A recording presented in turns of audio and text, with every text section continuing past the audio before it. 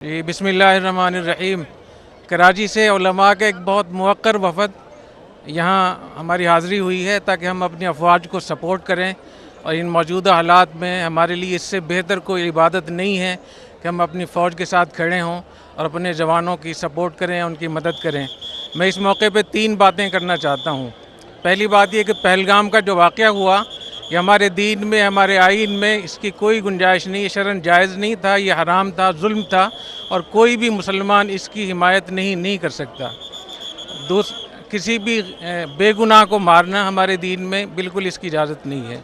दूसरी बात यह कि हिंदुस्तान पाकिस्तान पे इसका इल्ज़ाम लगाकर बहाना बना रहा है, तो इस मौके पे हमें ये चाहिए पाकिस्तान हिंदुस्तान को एक तीसरे फरीक पर हम एतमाद करें, और तीसरा जो फरीक है उसमें 3 मुल्क होने चाहिए। एक हिंदुस्तान का एक दोस्त मुल्क हो जो उनके नज़दीक काबिल एतमाद हो, एक पाकिस्तान का दोस्त मुल्क हो, और तीसरा मुश्तरका दोस्त हो। तो ये तीनों मुल्क इस बात की तहकीक करें, इससे पहले किसी पर इल्ज़ाम लगाना दुरुस्त नहीं है। तीसरी बात ये कि जिस तरीके से मोदी हुकूमत की तरफ से पाकिस्तान पे जारहियत की बात हो रही है और मुख्तलिफ़ किस्म के इल्ज़ामात लगाए जा रहे हैं, इस मौके पे हम उनसे भी कहना चाहते हैं कि आप आराम से रहें और पाकिस्तान को न छेड़ें। और मुझे ऐसे मालूम होता है जैसे हदीस शरीफ में जो ग़ज़वा हिंद की बिशारत है, उसके असबाब ख़ुद मोदी हुकूमत उसके लिए इंतज़ामात कर रही है। नबी करीम सल्लल्लाहु अलैहि वसल्लम ने इरशाद फरमाया कि 2 जमातें जन्नत में जाएंगी, जहन्नम से महफूज होंगी।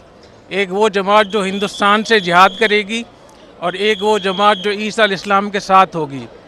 और हज़रत अबू हुरैरा रज़ियल्लाहु तआला अन्हु ने फरमाया कि वादना रसूलुल्लाह सल्लल्लाहु अलैहि वसल्लम ग़ज़वतुल हिंद, हुज़ूर अकरम सल्लल्लाहु अलैहि वसल्लम ने हमसे ग़ज़वा हिंद का वादा फरमाया था।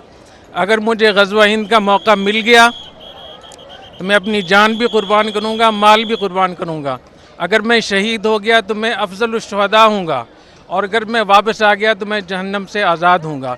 तो मैं समझता हूँ कि हमें मोदी का इस हवाले से शुक्रिया अदा करना चाहिए कि हमें वो ग़ज़वा हिंद के लिए तैयार भी कर रहा है।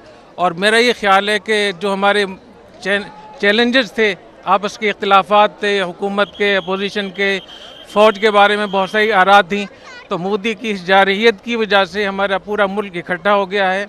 हम अपनी फ़ौज के साथ हैं और हमारे अंदरूनी बैरूनी मसाइल सारे इस वजह से हल हो रहे हैं।